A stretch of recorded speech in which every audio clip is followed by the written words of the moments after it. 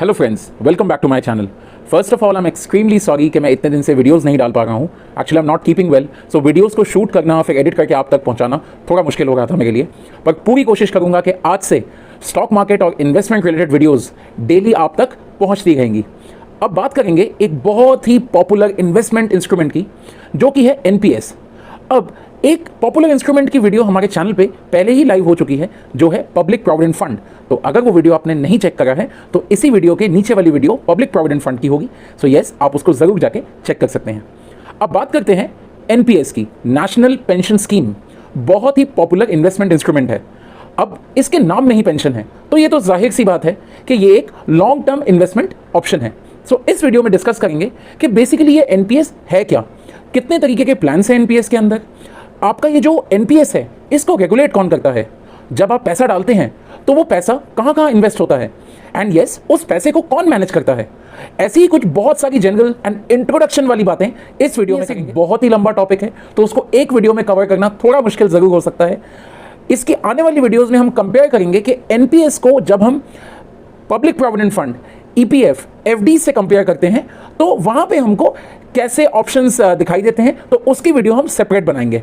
और इस वीडियो में हम बात करेंगे एक इन जनरल इंट्रोडक्शन की, ताकि आप लोगों को पता रहे कि एनपीएस ये जो स्कीम है ये बेसिकली है क्या। So without the further due on this video, national pension scheme. तो इस प्लान के अंडर आपको दो प्लान्स मिलते हैं, tier 1 plan and tier 2 plan. अब टीयर 1 प्लान की बात करें तो ये एक प्योर पेंशन प्लान है, और अगर हम टीयर 2 की बात करें तो ये एक इन्वेस्टमेंट प्लान है। इन दोनों की डिटेल्ड एक डिफरेंस की वीडियो हमारे चैनल पे जरूर। एनपीएस को कौन रेगुलेट करता है? सो एनपीएस को रेगुलेट करने वाली अथॉरिटी का नाम है PFRDA, that is pension fund regulatory and development authority. So जैसे इंश्योरेंस सेक्टर को आईआरडीएआई करता है रेगुलेट, अगर मैं स्टॉक मार्केट की बात करूं तो उसको सेबी रेगुलेट करता है, अगर मैं बैंकिंग सेक्टर की बात करूं तो उसे आरबीआई रेगुलेट करता है। सो ऐसे ही करके ये जो पेंशन स्कीम है इसको रेगुलेट करने वाला है हमारा पीएफआरडीए, जिसका फुल फॉर्म है pension fund regulatory and development authority. अब ये स्कीम जब शुरू में आई थी वो 2004 में इंट्रोड्यूस हुई थी, पर उस टाइम पे ये स्कीम सिर्फ गवर्नमेंट एम्प्लॉइज के लिए थी। 2009 में इस स्कीम को हैंडओवर कर दिया जाता है पीएफआरडीए को।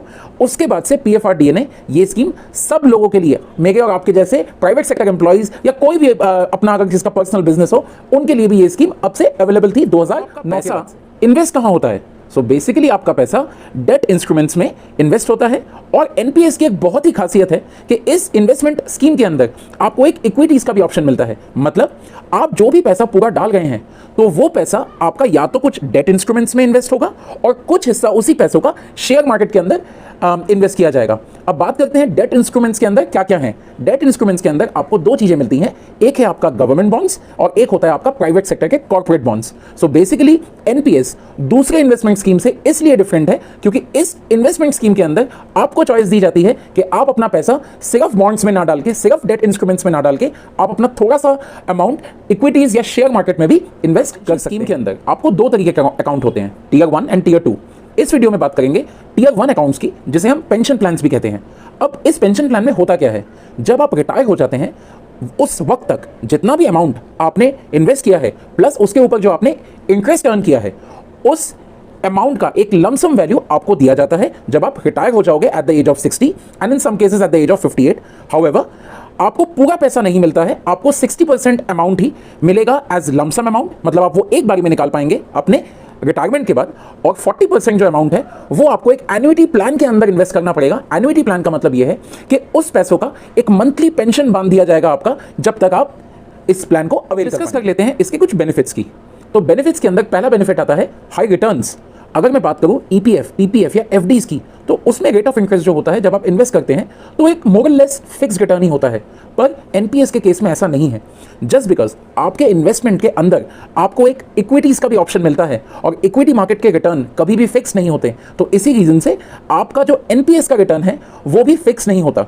और अगर पिछले 8 से 10 साल की बात करी जाए तो एनपीएस ने हमेशा 8 से 10% तक का रिटर्न कमा के दिया है, जो कि बाकी के इन्वेस्टमेंट स्कीम से ज्यादा है। सो ये तो हो गई पहले बेनिफिट की बात। अब दूसरे बेनिफिट की बात करते हैं, इसके टैक्स के रिटर्न्स की। तो टैक्स रिटर्न के अंदर ये वैसे ही जैसे हमारा पीपीएफ था एग्जेम्प्ट कैटेगरी के अंदर, तो इसको भी सेम कैटेगरी के अंदर माना गया है। सो जितना भी अमाउंट आप इन्वेस्ट करते हैं मंथली या ईयरली पैसा देके, उसके ऊपर जो आप इंटरेस्ट कमा रहे हैं उस पर भी कोई टैक्स नहीं लगता। जब आप रिटायर हो जाते हैं और जब आप एक लमसम वैल्यू इसमें से निकालेंगे जो कि 60% के इक्वल है, उसमें भी आपको कोई इनकम टैक्स नहीं देना होता। सो ये तो हो गई इसके एग्जेम्प्ट कैटेगरी की बात। अब तीसरे की बात करते हैं कि आपको जो 80C के अंडर 1.5 लाख तक का बेनिफिट मिलता है, पर एनपीएस के लिए 80C के अंदर एक सब डिवीजन करा गया है विच इज 80CCD।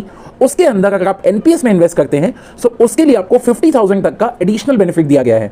इसको एक एग्जांपल से समझ लेते हैं कि अगर आपकी 80C की इन्वेस्टमेंट्स 1.5 लाख तक हैं, जैसा कि हमने अपने प्रीवियस पीपीएफ के वीडियोस में भी डिस्कस करा है, तो आपकी अगर एनुअल सैलरी 10 लाख रुपए पर एनम है तो आपकी सैलरी मानी ही जाएगी 8.5 लाख। बट अगर आप उसके ऊपर एनपीएस के अंदर 50,000 पर ईयर इन्वेस्ट करते हैं तो आपका जो एनुअल पैकेज है वो 8.5 ना मान के उसको आप 8 लाख माना जाएगा। सो टोटल 2 लाख के बेनिफिट आपको। पैसा मैनेज कौन करता है? ये तो देख लिया कि एनपीएस को रेगुलेट करता है पीएफआरडीए, पर आपने जो ये पैसा डाला इस स्कीम के अंदर, इसको इन्वेस्ट कौन करेगा? तो इसको इन्वेस्ट करने वाले बंदे का नाम होता है पेंशन फंड मैनेजर। सो आपका जो पैसा इन्वेस्ट किया जाता है वो गवर्नमेंट सिक्योरिटीज में हो या कॉर्पोरेट बॉन्ड्स में हो या इक्विटी मार्केट्स में हो, ये करता है पेंशन फंड मैनेजर। अब गवर्नमेंट एम्प्लॉइज के लिए जो पेंशन फंड मैनेजर अवेलेबल हैं वो हैं एलआईसी, एसबीआई और यूटीआई। और अगर हम बात करें प्राइवेट सेक्टर एम्प्लॉइज के लिए तो ये तीनों जो एलआईसी, यूटीआई और तीसरा इज एसबीआई, ये तो हैं ही, पर इसके अलावा Kotak, ICICI, HDFC, Reliance and Birla sun life insurance, ये कुछ 8 पेंशन फंड मैनेजर्स हैं फॉर प्राइवेट सेक्टर एम्प्लॉइज जो आपका पैसा इन्वेस्ट करते हैं मल्टीपल जगहों पे ताकि आपको एक अच्छा खासा रिटर्न। अब ये पैसा इन्वेस्ट होता कहाँ है? ये तो देख लिया कि इन्वेस्ट करता कौन है, अब ये पैसा इन्वेस्ट होता कहाँ है? सो सबसे पहला आता है इक्विटीज, जिसमें higher risk and higher returns हैं। उसके बाद आता है कॉर्पोरेट बॉन्ड्स। कॉर्पोरेट बॉन्ड्स में moderate risk and moderate returns हैं। अब फिर उस तीसरा आता है गवर्नमेंट बॉन्ड्स। गवर्नमेंट बॉन्ड्स में रिस्क भी कम है पर रिटर्न्स भी कम है। सो इन तीन चीज़ों में प्राइमरीली आपका पैसा इन्वेस्ट किया करते हैं। एसेट एलोकेशन की, पैसा तो आपने डाल दिया, इन्वेस्ट भी होगा इन 3 जगहों पे, पर ये इन्वेस्ट किस प्रोपोर्शन में होगा? कितना जाएगा बॉन्ड्स के अंदर, कितना जाएगा इक्विटीज़ के अंदर? सो इसमें आपको 2 ऑप्शंस मिलते हैं। एक है आपका एक्टिव चॉइस, जिसमें आप एज अ यूजर डिसाइड करते हैं कि मेरा इतना पैसा इक्विटीज में जाएगा, मतलब शेयर मार्केट्स में जाएगा, और इतना पैसा गवर्नमेंट बॉन्ड्स में जाएगा। और एक होता है ऑटो चॉइस, जिसमें गवर्नमेंट डिसाइड करती है या ये एनपीएस स्कीम डिसाइड करती है बेस्ड ऑन योर एज कि yes, based on your risk profile आपका पैसा कहाँ इन्वेस्ट करा जाएगा। सो ऑटो चॉइस के अंदर इन जनरल देखा गया है कि जैसे जैसे आपकी उम्र बढ़ती जाती है, so every 5 years what they do, आपका जो इक्विटीज का एलोकेशन है, मतलब जितना पैसा आप डाल रहे हैं 1 साल के अंदर, उसमें से जितना पैसा शेयर मार्केट के अंदर लग रहा है उसका प्रोपोर्शन कम करते कहते हैं, बिकॉज उसमें रिस्क ज़्यादा होता है। सो जैसे जैसे आपकी उम्र बढ़ती जाएगी, आपका जो टोटल अमाउंट है इन्वेस्टेड अमाउंट है, उसके ऊपर जो इक्विटीज़ का प्रोपोर्शन है उसको कम कर दिया जाता है, एंड गवर्नमेंट बॉन्ड्स या कॉर्पोरेट बॉन्ड्स का जो एलोकेशन है उसको ज़्यादा कर दिया जाता है। सो मोटी मोटी 2 बातें हैं कि आपको इसमें एक एक्टिव चॉइस मिलता है जिसमें आप डिसाइड करते हैं कि कितना कहाँ जाएगा, एंड एक ऑटो चॉइस है जिसमें पेंशन फंड स्कीम डिसाइड करती है कि यस, आपका पैसा कैसे इन्वेस्ट होगा। एक जानने वाली बात यह है कि जब आप एक्टिव चॉइस सेलेक्ट करेंगे वहां पे 75% से ज्यादा आप इक्विटीज में निवेश नहीं कर सकते। मतलब अगर आप 10,000 रुपए पर साल डालते हैं तो एक एग्जांपल के तौर पे समझते हैं कि आप ये डिसाइड नहीं कर सकते, या आप इससे ज्यादा, मतलब 75% ऑफ 10,000 विच इज 7,500 से ज्यादा शेयर मार्केट्स के अंदर इन्वेस्ट नहीं कर सकते। ये एक मैक्सिमम लिमिट रखी गई है जब आप एक्टिव चॉइस के अंदर आते हैं।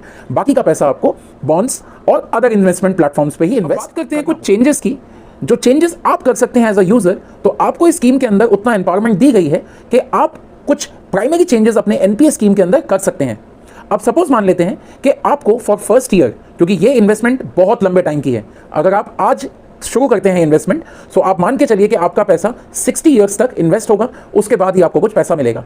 पर मान लेते हैं कि आपने जब खोला था ये एनपीएस, उस टाइम पे आपने जो अपना पेंशन फंड मैनेजर है उसको सिलेक्ट किया था एचडीएफसी, पर आपने देखा कि नहीं, एचडीएफसी पेंशन फंड मैनेजर जो है वो इतने अच्छे से इसको मैनेज नहीं कर पा रहा। सो क्या ये चेंज आप कर सकते हैं कि आप अपना पेंशन फंड मैनेजर ही बदल लें? सो येस फ्रेंड्स, आप इसमें ये भी चेंज कर सकते हैं कि आपका जो पेंशन फंड मैनेजर है वो आप once in a financial year change कर सकते हैं। अब बात करते हैं कि लेट्स सपोज एसेट एलोकेशन के अंदर आपने मान लीजिए एक्टिव या ऑटो चॉइस लिया था।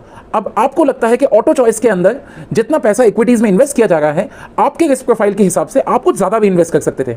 सो क्या आप अपनी इस एसेट एलोकेशन की जो चॉइस है, क्या आप उसे चेंज कर सकते हैं? यस, बिल्कुल चेंज कर सकते हैं, वो भी ट्वाइस इन फाइनेंशियल ईयर। और लास्ट बात करते हैं कि एसेट एलोकेशन जहां जहां पे इन्वेस्ट हुआ है पैसा, जैसे इक्विटीज, बॉन्ड्स में, तो अगर उसको चेंज करना हो कि फर्ज करिए पहले आपने किया था कि 50-50 इन्वेस्ट करते हैं, कि जो भी पैसा मैं डालूंगा 50% चला जाएगा ये शेयर मार्केट के अंदर और 50% चला जाएगा बॉन्ड्स के अंदर, तो क्या आप ये डिसाइड कर सकते हैं कि क्या इन फ्यूचर अगर आपको वो चीज चेंज करनी है और अगर आपको ये चीज 70% के आसपास शेयर मार्केट में डालना है और 30% के आसपास बॉन्ड्स में डालना है, तो आप ये भी चेंज कर पाएंगे ट्वाइस इन अकाउंट को खुलवा कौन सकता है? सो यस, अगर आपकी उम्र 18 से लेके 65 साल तक है तो आप इस अकाउंट को बिल्कुल खुलवा सकते हैं। क्या इसको एनआरआईज खुलवा सकते हैं? यस, इसको इंडियन सिटीजन्स के अलावा जो हमारे एनआरआईज भी हैं वो भी नेशनल पेंशन स्कीम के अंदर इन्वेस्ट कर सकते हैं। अब ये तो डिस्कस कर लिया कि इस अकाउंट को खुलवा सकता कौन है, पर द $1 बिलियन क्वेश्चन इज इसको खुलवाए कहाँ जाके ये एनपीएस की जो स्कीम है उसको अवेल किया जा सकता है। सो गवर्नमेंट सेक्टर एम्प्लॉइज के लिए देखा गया है कि जब भी उनकी एम्प्लॉयमेंट स्टार्ट की जाती है तो उनके एम्प्लॉयमेंट के स्टार्ट में ही उनसे इस एनपीएस का फॉर्म भरवा लिया जाता है, तो उनको ज्यादा टेंशन लेने की जरूरत नहीं होती। पर प्राइवेट सेक्टर एम्प्लॉइज के लिए हमारे पास दो ऑप्शंस होते हैं, एक है आपका ऑनलाइन ऑप्शन, एक है आपका ऑफलाइन ऑप्शन। अब यहाँ पे कुछ लिंक्स मैं देने वाला हूँ अपने डिस्क्रिप्शन बॉक्स में, तो उस लिंक्स को आप बिल्कुल रेफर कर सकते हैं। उन वेबसाइट्स पे आप जाएं, इस वीडियो में जो मैं इंस्ट्रक्शंस आपको बताऊंगा उसको फॉलो करें एंड देन वो इन्फॉर्मेशन आप अकॉर्डिंगली निकाल सकते हैं। अब पहली बात करेंगे एनपीएस के ऑनलाइन अकाउंट ओपनिंग की बात की। सो अगर मैं ऑनलाइन अगर आपको अकाउंट खुलवाना है तो आपको जाना पड़ेगा www.enps.nsdl.co.in। अब यहाँ पे बात करते हैं इस वेबसाइट में जाके जब आप खुद को रजिस्टर करेंगे, यहाँ पे 3 क्राइटेरिया हैं जो आपको मेट करने पड़ेंगे and that is a mandate. इसमें क्या है? इसमें यह है कि आपका आधार कार्ड नंबर आपके मोबाइल नंबर के साथ लिंक्ड होना चाहिए। अगर आपका मोबाइल नंबर आपके आधार के साथ लिंक्ड नहीं है तो आप ये अकाउंट ऑनलाइन नहीं खुलवा पाएंगे। Second is you need a scanned image of your signature, ये हो गई दूसरी रिक्वायरमेंट। और तीसरी रिक्वायरमेंट है एक नेट बैंकिंग की, तो आपको नेट बैंकिंग अवेल करना और उसको ऑपरेट करना आना चाहिए अगर आप ये अकाउंट ऑनलाइन खुलवाना चाहते हैं। अब बात करते हैं ऑफलाइन की। तो ऑफलाइन की जब हम बात करते हैं तो हम डेफिनेटली ये बैंक्स में जाके खुलवा सकते हैं। अब जो भी रजिस्टर्ड बैंक्स होते हैं नेशनल पेंशन स्कीम के साथ, उनको कहा जाता है पीओपी, पॉइंट ऑफ प्रेजेंस। अब द पॉइंट इज अगर आपको ये पता करना हो कि आप जहां पे रहते हैं वहां पे नियर बाई कौन सा पॉइंट ऑफ प्रेजेंस है जहां पे जाके आप ये अकाउंट खुलवा सकते हैं, सो आपको जाना पड़ेगा www.npscra.nsdl.co.in। टेंशन मत लें, ये सारे लिंक्स जो हैं वो मैं अपने डिस्क्रिप्शन बॉक्स में डाल दूंगा, तो वहां पे जाके आप इस लिंक्स को रेफर कर सकते हैं। सो आपको इस वेबसाइट में जाना है, इस वेबसाइट में जाके आपको स्क्रॉल डाउन करना है बिल्कुल नीचे तक। लेफ्ट हैंड साइड में आपको एक ऑप्शन दिखेगा विच इज POP-SP, जिसका मतलब है point of presence service provider. तो आपको उस पर क्लिक करना है। क्लिक करके आपको अपना एरिया, अपनी लोकेशन वहां मेंशन करनी है एंड देन आपको ये पता लग जाएगा कि आप अपने घर के पास कहां जाके ये अकाउंट खुलवा सकते हैं। अब बात हो गई कि ये तो पता लग गया जाके खुलवाना क्या है और कहां जाके खुलवाना है। अब द पॉइंट इज जब आप वहां जाएंगे तो आपको क्या क्या चाहिए होगा, वही बेसिक डिटेल्स, आपके केवाईसी डॉक्यूमेंट्स, आपके रजिस्ट्रेशन फॉर्म। और जब आप ये सारा जो भी प्रोसेस है इसको पूरा कर लेंगे तो आपको एक नंबर जनरेट करके दिया जाएगा जिसको हम कहते हैं PRAN, विच इज प्रान, विच इज अगर मैं इसके फुल फॉर्म की बात करूं तो PRAN का फुल फॉर्म है permanent retirement account number. So ये प्रान आपका जनरेट हो जाएगा which is a 12 digit number, it's a unique number. So आप इन फ्यूचर जितने भी इन्वेस्टमेंट ऑप्शंस और भी अवेल करेंगे एक्सेप्ट एनपीएस, सो आपका जो प्रान नंबर है वो सेम ही रहेगा। उस प्रान नंबर के अंडर जो भी पेंशन स्कीम्स आप लेंगे उनमें उनको लिस्ट कर दिया जाएगा। सो ये एक जानने वाली बात है। अब बात करते हैं कि इसमें अकाउंट ओपनिंग चार्जेस कितने हैं। अकाउंट ओपनिंग चार्जेस हैं अब मिनिमम ऑफ 500 रुपीज। अगर बात करते हैं इसके मिनिमम इन्वेस्टमेंट की, तो मिनिमम इन्वेस्टमेंट भी 1 साल में 500 रुपए है। अब बात करते हैं कि अगर आप फॉर सम ईयर या 1 साल, 2 साल, 5 साल तक इस अकाउंट में एक भी पैसा डालना भूल जाते हैं, सो क्या होगा?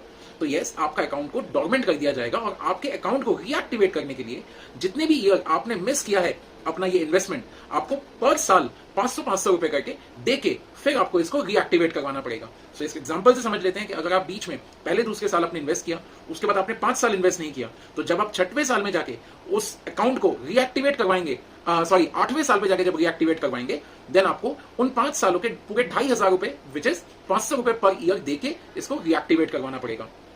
सो यही थी फ्रेंड्स कुछ इंट्रोडक्शन वाली बातें। एनपीएस का यहाँ पे टॉपिक नहीं खत्म होता। एनपीएस एक बहुत ही वाइड टॉपिक है, इस पे और भी वीडियोस आएंगी, आप उसको प्लीज रेफर करें अगर आपको एनपीएस के बारे में पूरा जानना हो।